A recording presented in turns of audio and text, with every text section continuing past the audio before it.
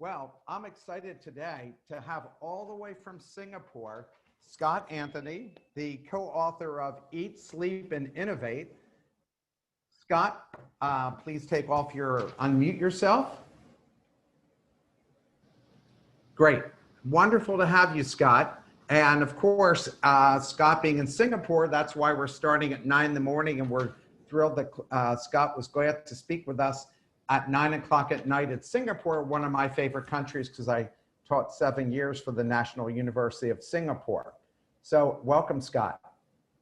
Thanks, Mark. I'm delighted to be here. And 9 in the evening is a nice early start tonight. This is the nature of the world when many of the people in your organization are in the United States. It means the midnight oil often goes late, but 9 a.m. is a nice, easy time for you and a not too bad time for me.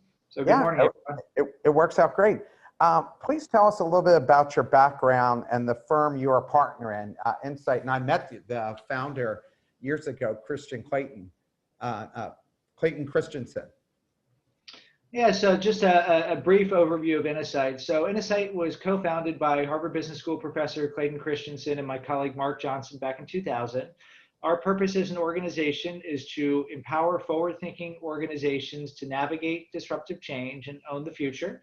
Clayton Christensen, for those of you who don't know him, in 1997, he wrote the book, The Innovator's Dilemma, that described how disruptive changes would come into markets and unseat even the best run incumbents.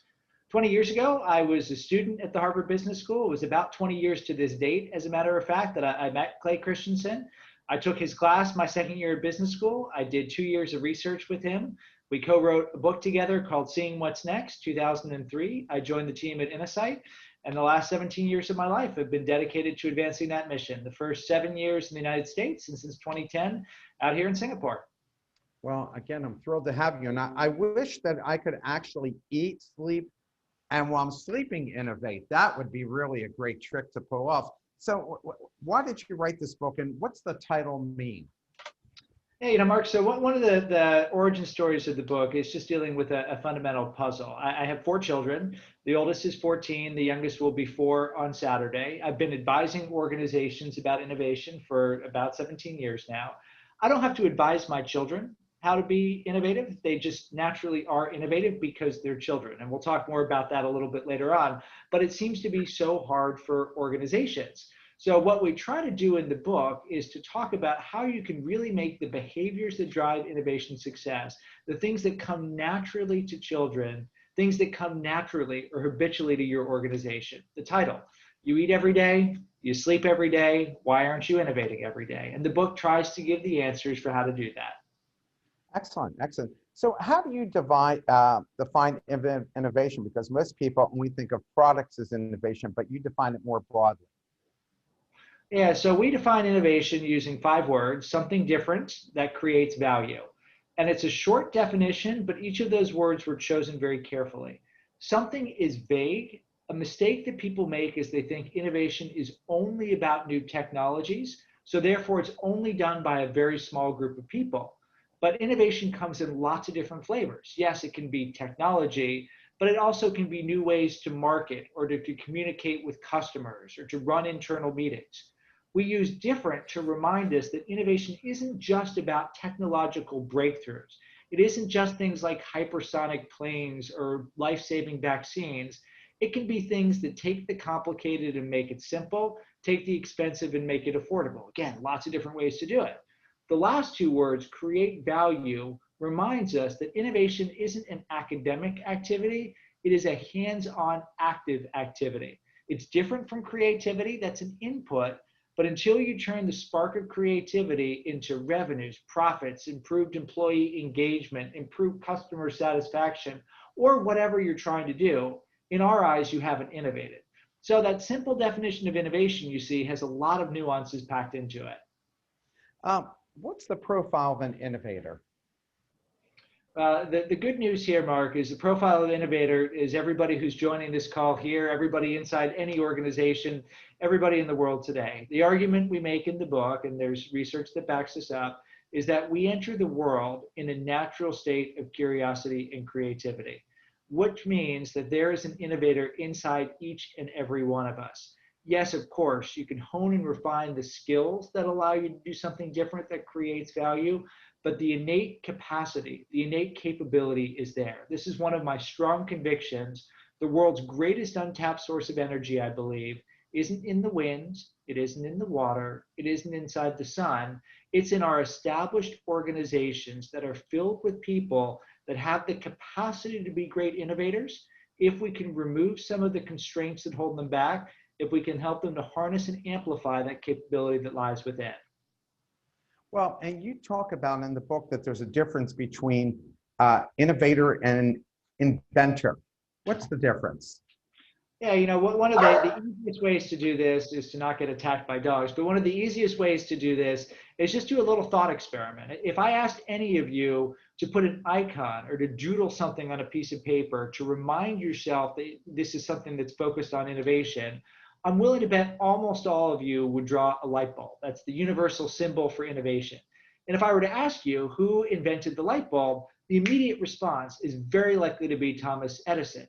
Now, it's a bit of a trick question. Those of you who know history know that the historical record about who invented the light bulb is pretty opaque. We don't actually know. A bunch of people can claim credit to the technology. The reason why we name Edison isn't because he was a great inventor. He was, a couple thousand patents to his name, but he was an even better innovator because he was obsessed not just with figuring out the technology, but figuring out a full business system so that he could create value. The end customer could enjoy the benefits of it. The world's first electrical generating facility was owned by the Edison Electric Company, which operated in Lower Manhattan. That company merged with one of its rivals to create General Electric, a company that still lives on today. Never forget Edison's most pertinent quote when it comes to innovation. Genius, he once said, is 1% inspiration and 99% perspiration. That's the fundamental difference. The innovators, the inventors have to work, no doubt. The innovators have to sweat because they have to take that invention and turn it into tangible value in end markets inside their organization and so on. You need them both, of course, but the invention feeds into the innovation, leads to the creation of value. So I like this, what I write, what you wrote in your book. You write, great innovators act confidently despite incomplete information, expect iteration and change, excel experimentation, and celebrate judicious risk-taking. Who would you say embodies that today? Yeah, this certainly, and this goes under kind of the broad heading of being adept in ambiguity and recognizing that when you're innovating, the only thing you know for sure is that an early stage idea that you have is partially right and partially wrong. And the only way you can figure out which part is which is not through analysis, that helps, but it's not sufficient. It's through careful, controlled, focused experimentation. You have to learn by doing. And people who really excel at this today are the people who are kind of the digital first companies. So if you're a Netflix subscriber, I imagine almost all of you are. I imagine almost everyone's watching a lot of Netflix right now. Every time you open up Netflix, it's running hundreds, if not thousands of simultaneous experiments, some of them very small. You like this color, you like this font, if we put the recommendation here, blah, blah, blah, blah, blah. But a very disciplined approach to experimentation to help it figure out what really connects with customers. Amazon.com, the same thing. You get to this part of the world. In China, you've got Alibaba and Tencent that are doing the same thing. Down in Australia, you've got Atlassian. In Europe, you've got Booking.com. All organizations that have made experimentation really core of what they do and has created very powerful differentiation against their competitors. And those are big companies, of course, but small organizations can do this just as well. You don't have to be a company like Amazon.com to be good at testing.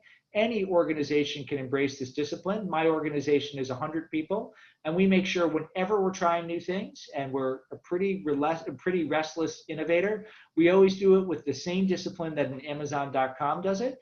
We've had 11 things that haven't worked. We had one that worked pretty well, which is our core business.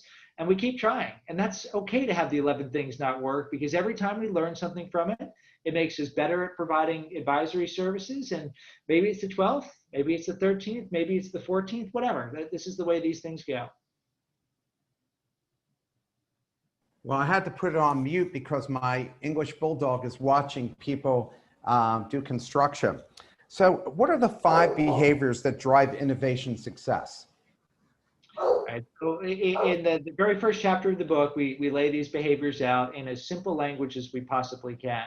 So innovation is something different that creates value. The first behavior is curiosity. You need to have the basic curiosity to start the quest to do something different that creates value. You have to be a little bit dissatisfied with the status quo. You have to be looking for better and different ways to do things. It can be as simple as asking questions like, what if, or how might we? The next key behavior is customer obsession. Remember, innovation is something different that creates value. To create value, you have to solve a problem that matters for someone. So great innovators really focus on the customers they're trying to serve. Now, those might be external customers, but there's plenty of room inside an organization to cross out customer and write in supplier or colleague or boss or stakeholder or whatever. It is the person for whom you are innovating. The goal of the great innovator is to know that person better than that person knows themselves, to have the empathetic connection so you can sense the problems they're trying to solve, what we will call the job they're trying to get done. The third behavior is collaboration. One of the most time-tested findings in the innovation literature is that magic happens at intersections, when different mindsets and skills collide together. Great innovators recognize that the best way to come up with a breakthrough idea is to live at intersections, intersect with and collide with different backgrounds, with people who think differently, because that will lead to great ideas. The fourth one we talked about just a second ago, adept in ambiguity. Recognize your initial idea is wrong, focus on the things you don't know, and relentlessly experiment around them. Finally, the fifth word is empowered. You can't do something different that creates value unless you do something. So great innovators don't sit there and think, they actually go and do. They ask forgiveness, not permission. They spin great stories that get people aligned behind them. They embrace a growth mindset where when they encounter challenges, and you always will, they always look for the opportunity the challenge creates, and they go on and do something different that creates value. So those are the 5 behaviors. And that's why so many people leave large organizations and strike out on their own, because they get suffocated at these larger organizations where maybe they talk about it but don't truly embrace it. But you talk about what's the importance of having a cross-functional teams, and can that be accomplished in any size company? Absolutely. So again, this goes back to that time-tested finding that innovation magic happens at intersections. And if you're truly trying to break the back of a tough problem, the simple best piece of advice is just to get in different perspectives. It might be people from different functions. It might be people from different categories. It might be people outside of your company, because people who look at the problem in a different way will see something different. And you can absolutely get the benefits of this no matter how big your company is it doesn't necessarily have to be a cross-functional team. Sometimes it can just be intersecting ideas. We're big fans of the Pablo Picasso quote, which Steve Jobs, the legendary founder and CEO of Apple, was also a fan of. Good artists copy, Picasso once said, great artists steal. Now, of course, I live in Singapore. The last thing I'm going to do is advise you to break the law. Don't do that. But what I'm suggesting you do is to metaphorically steal. The idea is, once you found a problem worth solving, once you know there's an itch that needs to be scratched, you figure out who else has solved that problem in the world. You go and talk to them, you go and study them. They're probably outside of the space you're in, but you borrow the idea from one context, bring it to yours, and you've short-circuited the process of doing something different that creates value. And anyone can do this. One simple example. A couple decades ago, Fiona Fairhurst was hired to design swimsuits for Speedo. Her job was to create swimsuits that would allow swimmers to go through the water more rapidly. What she did was study creatures in nature that are very large and go through the water at astonishing speeds. She studied sharks. She learned that sharks don't have smooth skin. They've got these things called denticles on them that basically propel them through the water. Like a good biomimicrist, she took what occurred in nature, applied it to the Speedo fast skin suit, and the rest is history. You can do the exact same thing, maybe not be like Michael Phelps and break all the Olympic records, but you can borrow inspiration from anywhere. It is a great way to collaborate and accelerate the process of innovation. If you're putting a cross-functional team, what should be the ingredients of that team? Yeah, the number one thing to me, Mark, is that you've got diversity in how people think. So there's lots of ways that you can look at diversity. Of course, there's diversity in terms of gender, there's diversity in terms of background, in terms of the field that people studied, in terms of their basic demographic information, and so on. And that's all good to think about. But the number one thing that I'm looking for, what I'm looking to get a team that will have a diversity dividend, is they just look at the world in different ways. And therefore, one will see what another misses. One's got experience that they can bind together with somebody else. And often, things like gender, ethnicity, race, country of origin will correlate. It will overlap with having a different mindset, but it won't always be exactly the same. So that's the first thing that I always look for, different people who have different ways of approaching problems. Then, of course, you want people who've got different degrees of functional expertise. I have an economics degree undergraduate. I went to business school. I've been in the innovation field for a while. I've got a certain set of things that I know, but there's a whole lot of stuff that I don't know. So if I'm trying to come up with a new idea, I want somebody who's just got different spikes. So they might be somebody who comes out of the art industry, or they might be somebody who comes at something from an engineering field. It's just really different than the field that I came from, just so together we can see things that individually either one of us might miss. How do you speed up time finding when to borrow? So this is one of the things that goes back to this idea of borrowing brilliantly. So the idea here is, if you're working on a problem, you want to, as quickly as possible, find somebody who has already solved this problem. And the number one thing you do is you just make sure you found the right problem. This is one of the things that people get wrong with innovation. They try to come up with the answer first. What you really should do is come up with the question first. What really is the problem you're trying to solve? So back to Fiona Fairhurst at Speedo, she knew what she was looking for. She knew that she needed to design a swimsuit that went faster. She knew that there was something related to the texture of the suit. So the more tightly you define the problem, the clearer it is where you can go and look for inspiration to borrow. So if there's a piece of advice that comes out of this, it's a general piece of advice, don't worry about the answer. Get the problem right. Einstein allegedly once said, if he had an hour to save the world, he would spend 59 minutes framing the problem and only 1 minute solving it.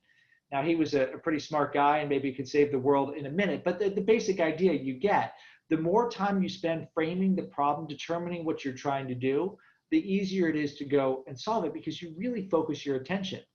People sometimes think innovation is just about brainstorming and sticky notes everywhere, and we're going to let hundreds or thousands of flowers bloom.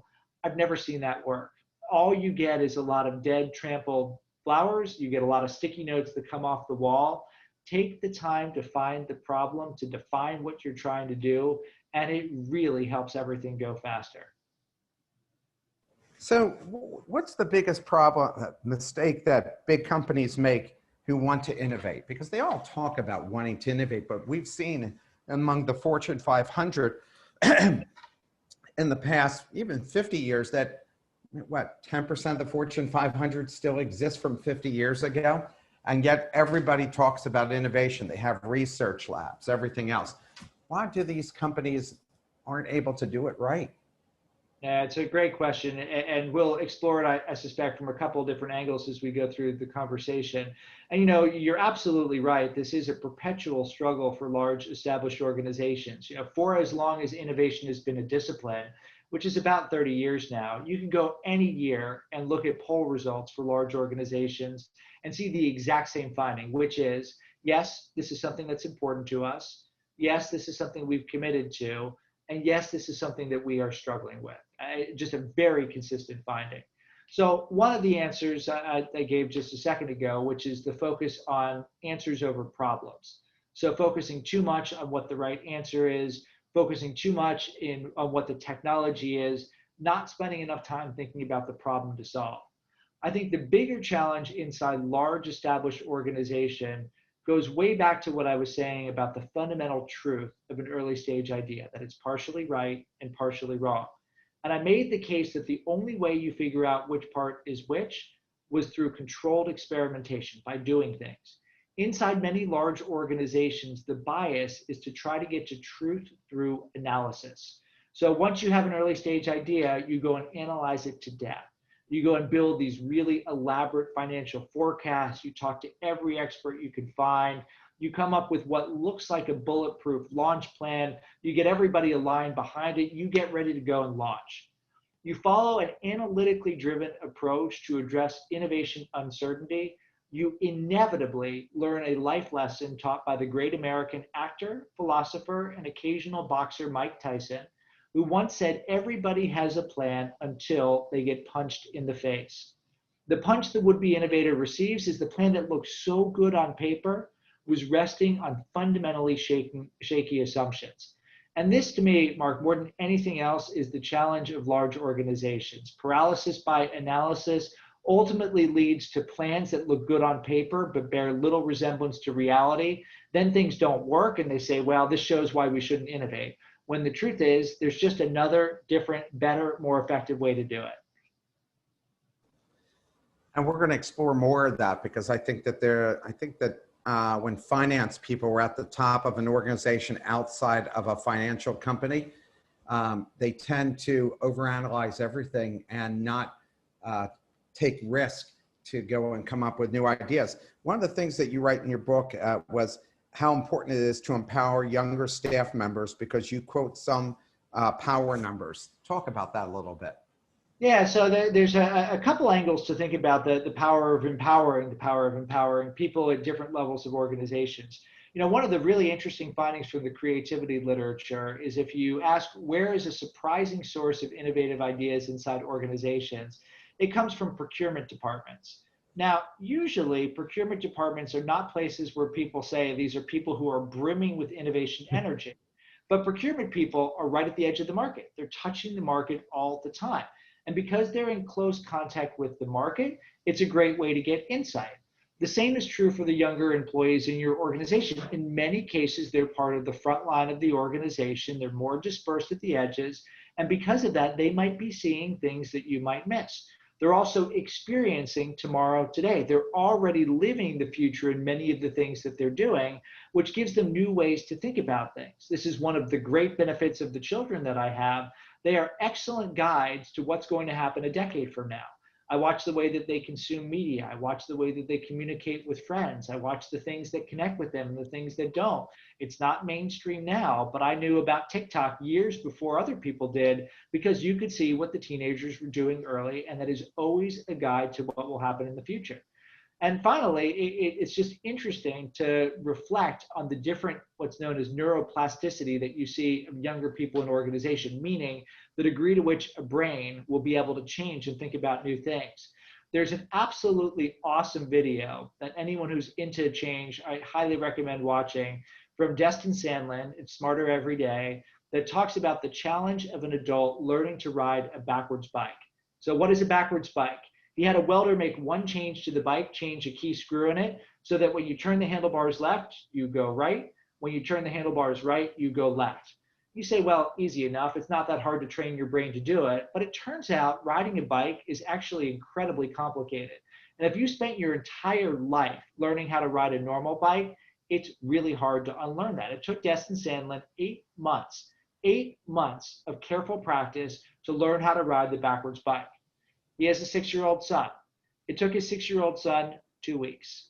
2 weeks to learn how to ride a backward bike because he didn't have to unwire himself. So again, the younger people in your organization who might not be fully part of the system, who've got the higher neuroplasticity, who are closer to the edges of the organization, who are in some cases living tomorrow today, it is a gold mine of innovation energy to tap into.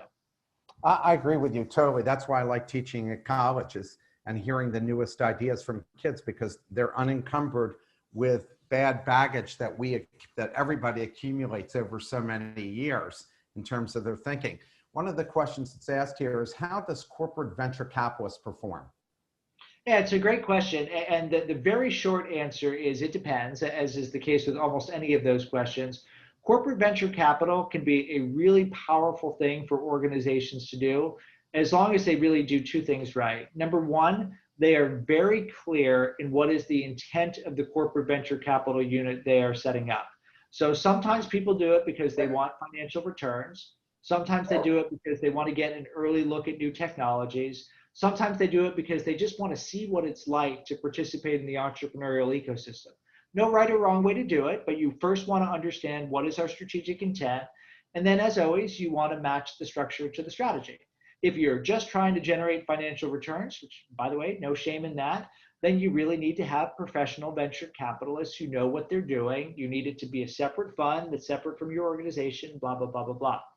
If the point is you really want to learn, then you want to create tighter linkages between the established organization and the corporate venture arm. If you have it disconnected, you're never going to learn the right things. You actually want your people to go and play active roles in the ventures in which you're investing. So if you think about what the strategy is and you make sure you structure in a way that supports the strategy, as people who have done this for a long time, like Intel in the United States or Singtel here in Singapore, you can have something that is a very powerful way to watch, observe, and participate in early changes that get you that much more ready for the future. But it requires that you think through it and you take the right actions. I think Amazon is trying to do that with their corporate venture capital, but not necessarily to the benefit of the people they're investing in, as I've been reading. Do you work with Amazon?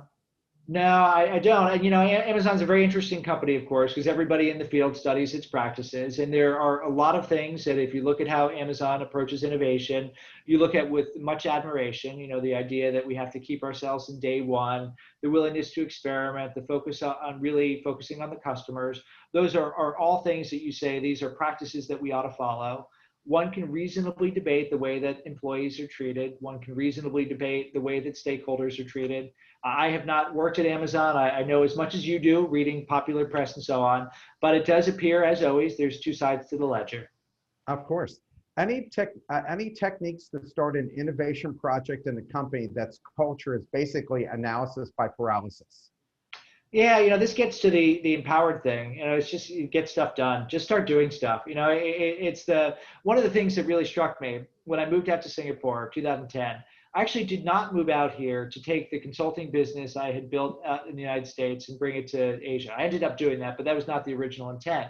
Instead, we had set up a venture capital investment and incubation arm here in Singapore, and I took that part of our business over. And one of the things that struck me just so strongly in the early days working on that venture capital arm is how the people who would come to pitch us businesses would come not pitching business plans, but pitching businesses. Now, what's the difference?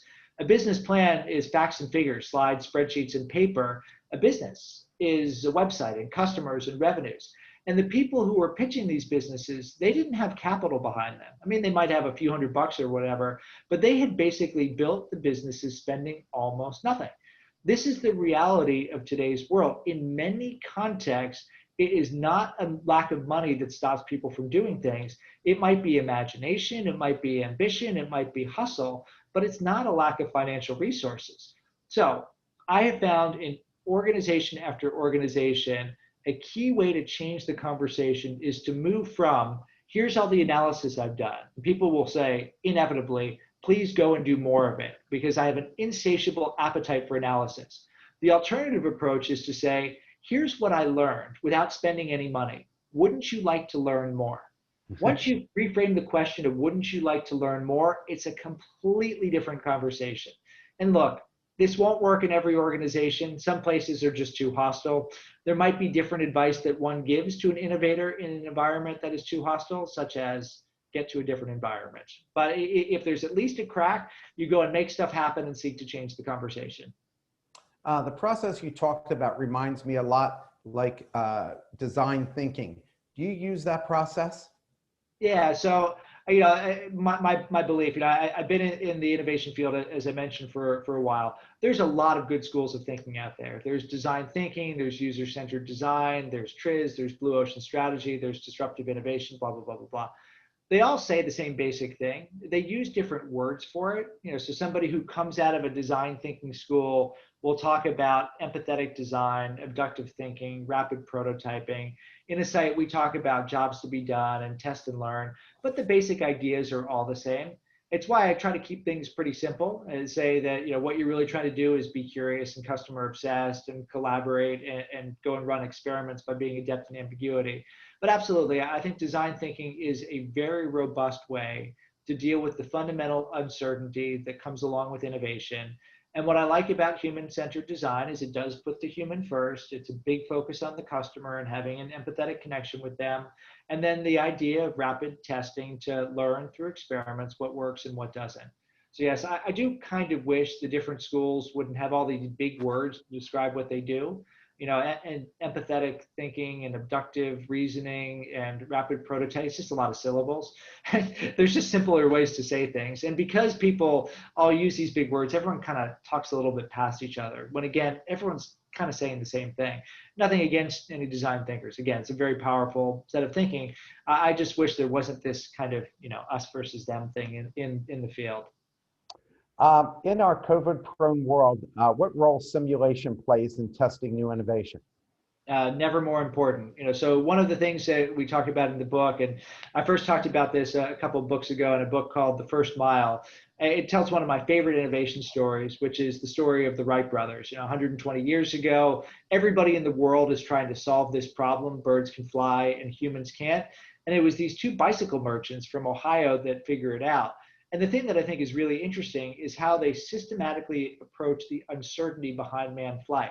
So before they flew planes, they flew kites and gliders. And the great thing about kites and gliders, which are the equivalent of prototypes, is when they crash, no big deal. You go and try again. I think there's another part of the story that's less well known, but even more important. 1901, the Wright brothers built a cardboard box, bicycle spoke wire, and a fan. And they created the first version of what we now would call a wind tunnel. This allowed them in 2 months to run 200 experiments, testing 30 different types of wing design and generate real data that ultimately led to breakthroughs like wing warping. So this is an example of something that's like a simulation that makes it easier and more efficient to go and experiment. And in a world where we've got constraints, we might not be able to be physical with people, we might not be able to travel in some cases at all, in some cases as much as we might like. Having good simulations are absolutely critical to effectively test and continue to learn. Absolutely critical.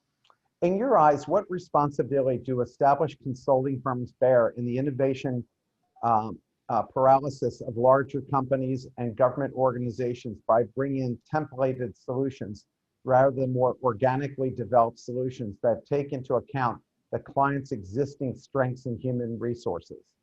That's a pointed question. So let's see. Let me just admit biases. So my history in consulting. I have the 17 years at Innosight. I cut my teeth at McKinsey and Company 24 years ago now. I spent 2 years as a business analyst there. So I've seen it from both the very large and the smaller. I have colleagues who came from McKinsey, Boston Consulting Group, who's out, a bunch of other big consulting companies. Look, I would say two things in response to the question. Number one, ultimately, a consultant is hired to do a job for a client. So, I think certainly there can be some culpability on the part of the consultant, but, the client ultimately has to take ownership of it. So yes, shame on the consultants for bringing a templatized solution for a problem where there's a lot better answers, but shame on the client for accepting a templatized solution where there's a lot better answer to the problem. And the second thing I would say is, to me, it's one of the great joys I've had working at our smaller organization. We know exactly what we know. There's a lot of things we don't know. We know areas of innovation. We know innovation-driven growth. We know strategy through uncertainty. We are legitimate experts on those topics. And we're experts on it because it is all we do. If you asked us to go and design an organization after a post-merger integration, I mean, I could probably make something up, but I wouldn't give a particularly good answer. And I think that's one of the challenges you sometimes see with large organizations. They hire consultants that they know, even if they're not the best people to solve a particular problem. And I think one thing that you will increasingly see in a world where you have more decentralization, you have more digital dislocation, is it is a great time for experts who can very quickly be anywhere in the world and show their expertise to go and continue to take pieces of the business away from the bigger, more integrated companies.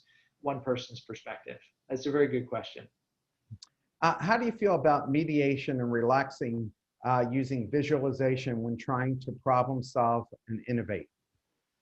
That's, again, another great question. So I would say two things here.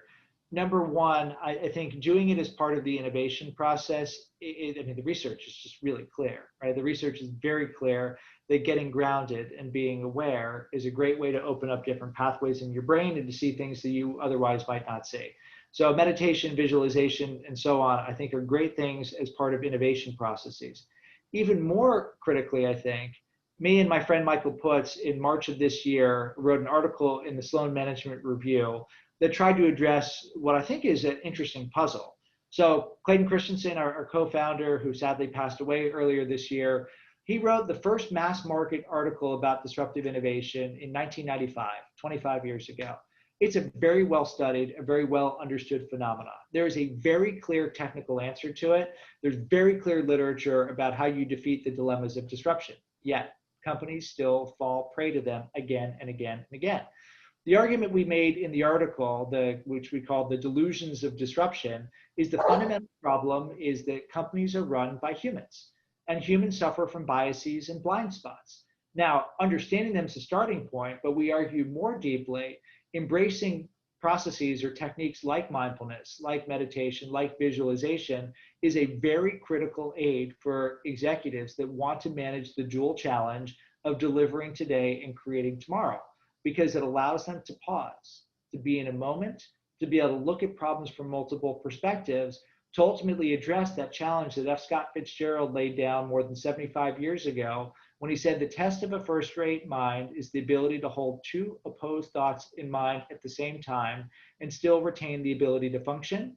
I strongly believe that mindfulness, breathing exercises, etc., is at least one of the keys to rise up to that challenge laid down by Fitzgerald. That was a long answer, Mark. I'm sorry, but that you did hit a nerve with something I've been thinking about a lot recently. And I'm glad that question was asked. You provide a lot of stats on improved success of companies that innovate, but one thing successful innovators do is provide fail-safe environments. Why wouldn't everyone do that, and explain what a fail-safe environment is? Yeah, so the basic idea, and I'm going to bring together two different researchers here, Amy Edmondson and Carol Dweck. The basic idea of a fail-safe environment is if you fail in what Amy Edmondson would call an intelligent way, that is, you've thought critically about your idea, you've identified the key assumptions, you found smart ways to run experiments, you bounded the risk around it, and you've extracted learning from it. If you have failed in an intelligent way, that's something that should be celebrated rather than punished. Now, of course, everyone in innovation knows this. They know trial and error experimentation is good. They know that intelligent failure is good. Why don't organizations embrace this? Well, Carol Dweck, if you don't recognize the name, you might know her foundational research where she said there are basically two different mindsets. There's the fixed mindset, there's the growth mindset. The growth mindset believes in possibility. It believes in learning. It believes that you can achieve anything. The fixed mindset says results reveal how smart you are, how talented you are, that your capacity is essentially fixed. If your organization biases towards a fixed mindset, a failure shows that the people who are working on something are stupid, that the people who are working on something didn't do their homework. It is self-evident because a fixed mindset sees failure as evidence that people don't know what they're doing. So this is the reason why in many organizations, it is very far from a fail-safe environment. In many organizations, people will ask us, how do we provide the same kind of upsides that a Silicon Valley startup might receive? That's not the problem. The problem is the downside for failure is perceived to be so brutal inside many organizations that people dare not do anything. They'd rather just sit and play it safe because they perceive that their head gets lopped off if they try to do anything different. It's a solvable problem, but it's a very acute one. Oh, any of us have done consulting with large companies, see that all the time because people feel like I've worked so many years to get to chief marketing officer level or whatever it is. And they want to just follow what everybody else is doing because they don't want to put themselves at risk for losing their job, as opposed to encouraging that. What is normal organizations doing extraordinary things? And do you have examples? Yeah, so this is one of my personal fascinations and one of the themes that runs through Eat, Sleep, Innovate. I think it's great to talk about the Amazon.coms and the Alibabas and the Atlassians and Tencent and places like that. But that's not what most organizations are like. Most organizations are not digital pioneers. Most organizations don't have their founders still running the place. Most organizations are normal organizations. But the argument we make in the book is normal organizations are capable of doing extraordinary things. And we call them no debts, normal organizations doing extraordinary things. And we try to primarily focus on them in the book. So yeah, you'll see a little bit of Amazon, a little bit of Microsoft, you'll see a little bit of Google, you'll see a little bit of Disney Pixar. So that's definitely there. But the no debts that we have in the book are places like the Salvation Army, which has done some amazingly innovative things in lots of different ways.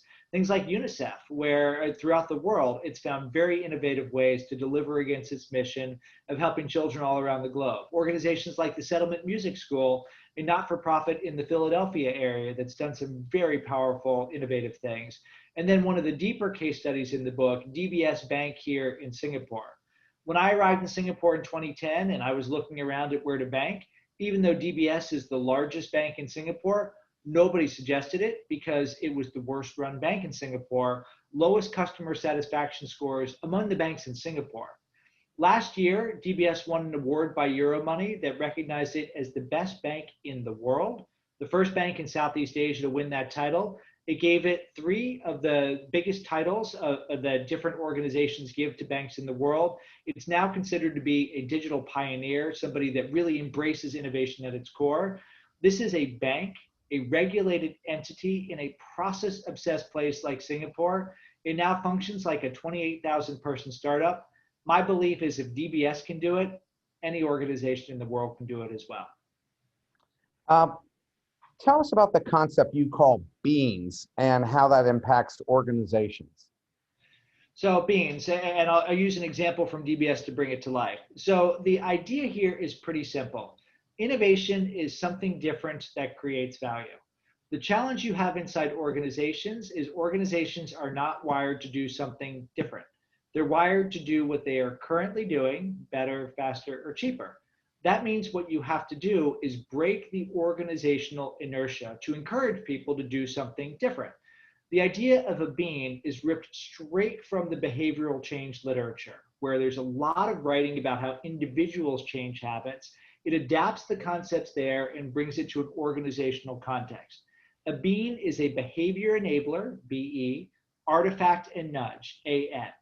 The behavior enabler helps you do the hard work of behavior change. It gives you a checklist, it gives you a routine, it gives you a ritual so that you can do the thoughtful work of doing something different. The artifacts and nudges are the indirect support where you don't have to think at all, but the new behavior is encouraged. So let me give you an example from DBS. There's about 10 different examples from DBS in the book. I'm only going to give you one of them.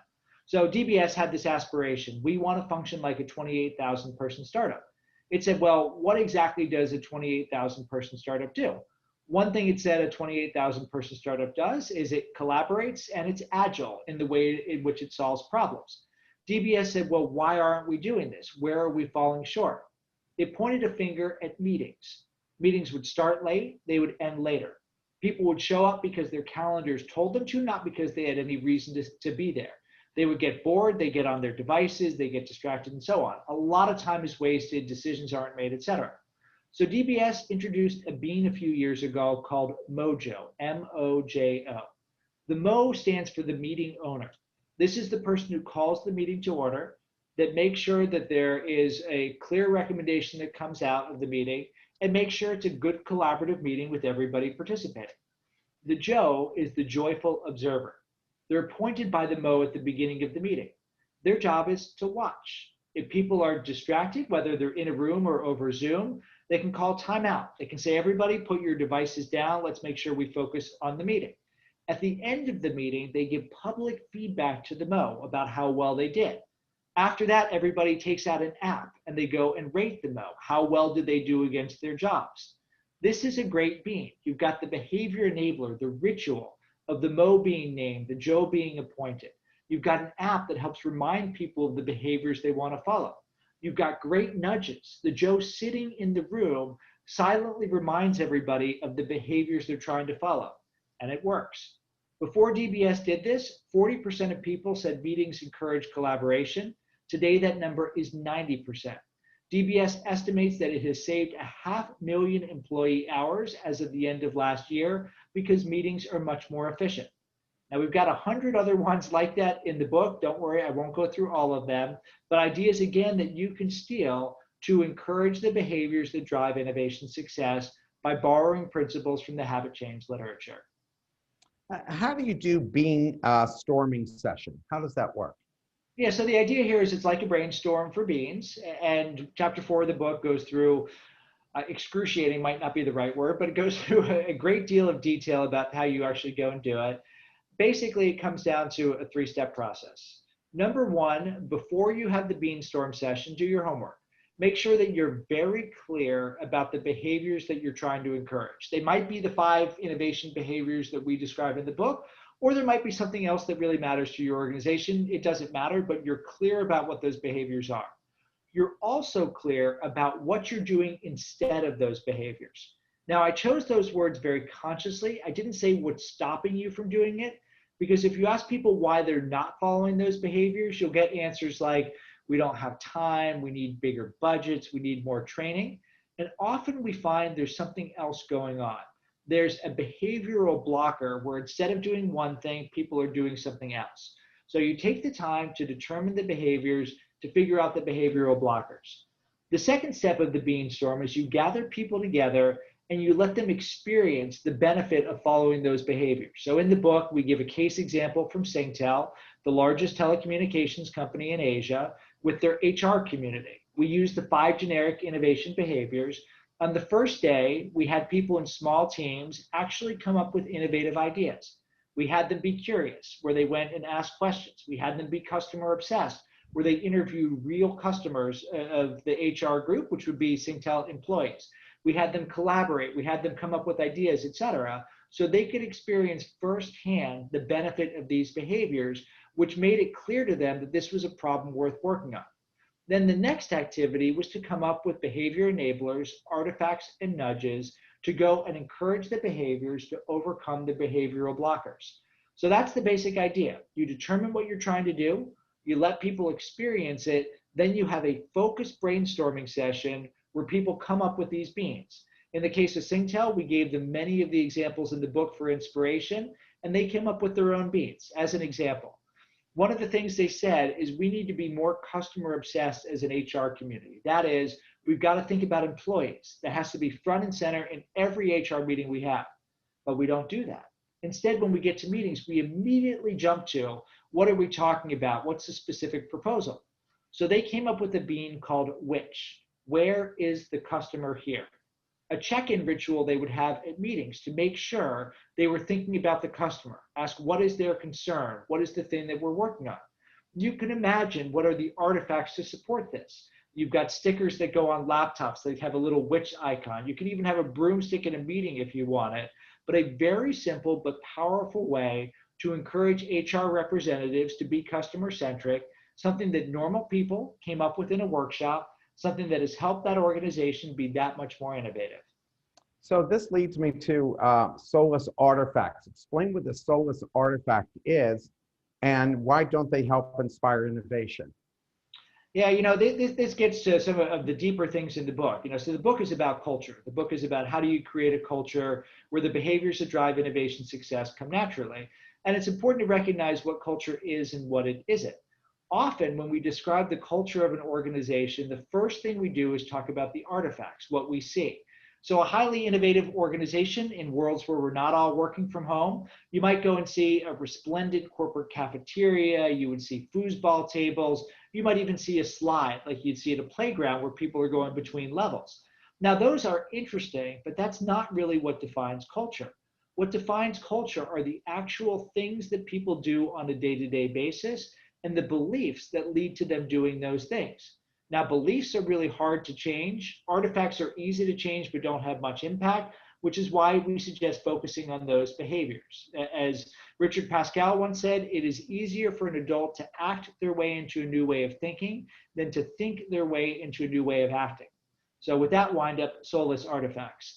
Let me tell this by example. A few years ago, I was visiting an organization in Cambodia. I was there on vacation with my family. It was a very inspirational organization. It got people in Cambodia together, had them harvest silkworms, take the silk from the worms, turn it into garments for tourists. They employed hundreds, if not thousands, of Cambodians, produced great stuff for tourists. It was a very inspiring business. I'm walking around and I see this blue box. The blue box is called the ideas box. And when I'm looking at it, at first I'm inspired. They're trying to get ideas from employees. And it says, for you, for your well-being, for our well-being. You're like, yes, I love it. This organization is innovating. Then you go and look at the ideas box and you notice this blue box has this great big lock on it. And not only is there a great big lock on it, the lock is rusted over, which means no one in the history of the ideas box had ever opened it. So this is a soulless artifact where it's something that you think will encourage innovation, but all it does is encourage deep cynicism because it reminds people of what you're not doing. So don't create an ideas box with a lock on it. Well, and everybody always thinks the foosball and all the other crap that they throw in there is a joke and really doesn't add any real value anyway. The foosball and the ping pong tables and all that stuff. What is the shadow strategy and why is that an innovative cancer to the organization? Yeah, we've kind of been hinting around this as we've gone through our discussion. I made the point that innovation is something different that creates value, but organizations don't default to doing something different. And in our eyes, this is the biggest barrier that makes it hard for established organizations to successfully innovate. You might say that you want to innovate. You might have a stated strategy where a leader proclaims, we're going to do all these different things. But strategy is not what you say. Strategy is what you actually do. Strategy is what the engineers engineer. It's what the marketers market. It's what the finance people fund. It's what the salespeople sell, and on and on and on. The shadow strategy represents all the day-to-day decisions that each function makes. And those decisions are typically reinforced by structure, system, incentives, norms, and more. And they are reinforced in ways that enable you to make today better, but they inhibit you doing something different. This is the shadow strategy, the unstated strategy of the organization, which is the sum result of all the day-to-day decisions people make to allocate time and money and assets in organizations. And left unchecked, the shadow strategy always pulls you backward. It never propels you forward. This is why you've got to break the institutionalized inertia with the bean concept that we talked about before. What do you think happened to great innovative companies like General Electric, Kodak, and Ford? I mean, these are companies that go back 100 years and they're still successful companies. They're, well, Kodak maybe not so much, but General Electric, they're billion-dollar, multi-billion-dollar companies, and Ford is as well. No one thinks of them as innovators. I don't have students that say, oh my God, I want to go work for Ford or GE or things like that. Did they stop being, as you write in the book, perpetually paranoid? What happened there? Yeah, it's a super complex question, Mark. And, it's, again, some breadcrumbs as we talked about. The delusions of disruption that I talked about before, I think in each case led them to systematically underestimate how much they needed to do differently to respond to disruption and overestimate the difficulty of doing those things. So therefore, they didn't do enough. I think you had circumstances where you had people who just didn't structure in the right sort of way. So I tried to ask an established organization to do something it wasn't capable of doing. And I think you might have had, in some cases, some specific leaders that ended up being problematic in those organizations. But, I think the punishing thing for any organization like that, Eastman Kodak, I think, is one of the clearest ones. It's not a problem of being myopic, of being blind. People will say, what got Eastman Kodak? Well, the first answer is digital imaging. Okay, well, Eastman Kodak had some of the best digital cameras on the market, good market share there. And people say, oh, no, it wasn't that. It was the disappearance of digital cameras into phones and all digital moving from printing to photo sharing. So, well, actually, Kodak saw that too in 2001. They bought Ophoto, an early photo sharing site. This is before Facebook exists. That started in 2004. It's before Instagram existed. That started in 2007. So Kodak was right there. Blockbuster had a chance to buy Netflix for $50 million in 2000. Yeah. It is never a problem of seeing it. It is always a problem of doing it. How are companies like 3M, WL, Gore, and P&G managed to maintain their innovative edge? I mean, those guys are still, and people want to go still work for those companies. Hey, it's interesting to think about those three companies. I'd make a couple observations about them. Number one, they're all companies that have a pretty strong engineering bent. And I think the idea that we need to experiment and sometimes things don't work and that's okay. I think engineers just kind of naturally get that. So I think that's something that helps each of those companies.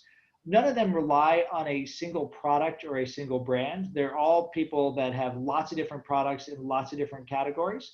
So I think that helps. And there's just a natural diversity that helps push innovation forward. And in each of those cases, they're willing to tolerate failure. They're willing to say goodbye to things. P&G regularly is exiting categories. It's regularly selling off parts of its business.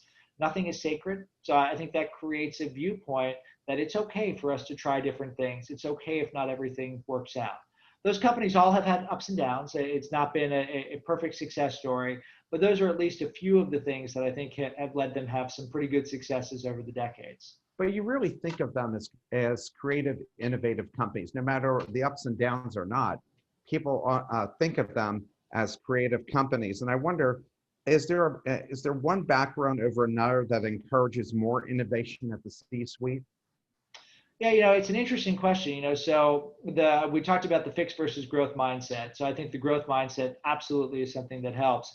The other thing that I just reflect on a little bit is we did a study a couple years ago tied to my last book called Dual Transformation about large organizations that have transformed themselves. And one of the patterns that we saw that recurred in a number of places is a CEO that drove a successful transformation in many cases was what we called an insider-outsider. So think about Satya Nadella at Microsoft. He's a Microsoft lifer. He's been there for his entire career, but he didn't grow up in the core office suite. He grew up on the cloud. And because of that, he knew how to navigate the organization, but he also would bring a bit of a different perspective for things. So I think if you get somebody who has the growth mindset, who sees possibility, and also is able to look at things from at least a somewhat different perspective, I think that can help to enable innovation a ton. How has the internet changed the way companies innovate, and what future technologies do you think will have the greatest impact in the innovation process? Yeah, I mean, the number one thing, of course, the internet has done is it's just made things happen a lot faster. So you're able to test more rapidly, you're able to learn a lot more rapidly. Ideas spread like this, which is an interesting paradox. You think that would be good for startups, but I argue in an article I wrote a few years ago, The New Corporate Garage, it's actually better for large companies because a startup used to have a long time to go and hone their edge. Now, the second a startup gets a whiff of success, it fights against endless copycats.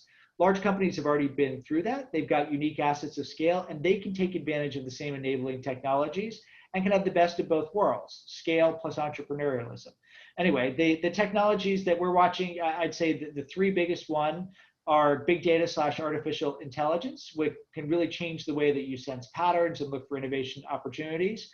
Distributed ledger technologies, Bitcoin would be one example of that, which can change the way that you interface in supply chains and the way in which you do contracts and the way in which you do anything that involves flow of information. And then robotics, as robotics can change the way that a lot of different things are manufactured, delivered, and distributed, which in many industries has big impact. So in all cases, I'm an eternal half full person.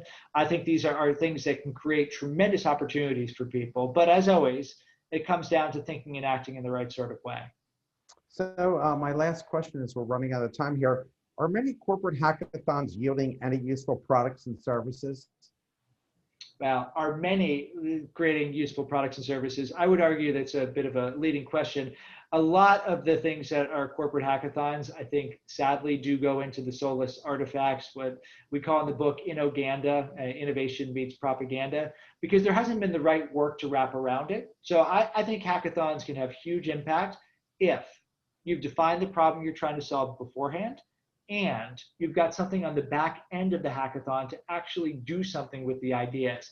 If it's just let's get people together in real life or virtually to come up with ideas that are going to go into the equivalent of the last scene of the Raiders of the Lost Ark, if you remember that, they get the Ark of the Covenant, They go stick it in this massive warehouse that no one's going to look at. If that's what you're doing with the ideas from your hackathon, don't be surprised that people don't show up the next time you do it. For sure. I saw one last question here. Are there a few books that you recommend people read aside from your own great books? Is there any other books that you recommend that people should be thinking about reading? There's a ton, but you know, in Eat, Sleep, Innovate, we have a culture of innovation bookshelf, and I'll just pick out two highlights because they're the first two that popped into my mind. The book that Ed Catmull wrote, Ed Catmull, the co-founder of Pixar with Steve Jobs, Creativity Incorporated, I think is the best book-length treatment of how you really drill innovation at scale inside a large organization. So I think Creativity Inc. is an absolute must-read. And then Amy Edmondson, who I mentioned earlier, her book, The Fearless Organization, came out in 2018. And it's just a really good, clear view of how you create psychological safety inside organizations, which I think above all else is an absolute precursor to do what we've talked about here.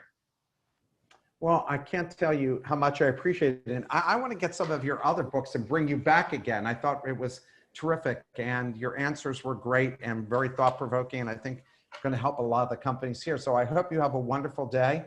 And thanks again for staying up later in Singapore and talking to us this morning. Yeah, no and worries thanks at all. everyone for their great questions. It's been great fun. Thanks everybody for the engagement. Love the questions. Well, have a great, safe week.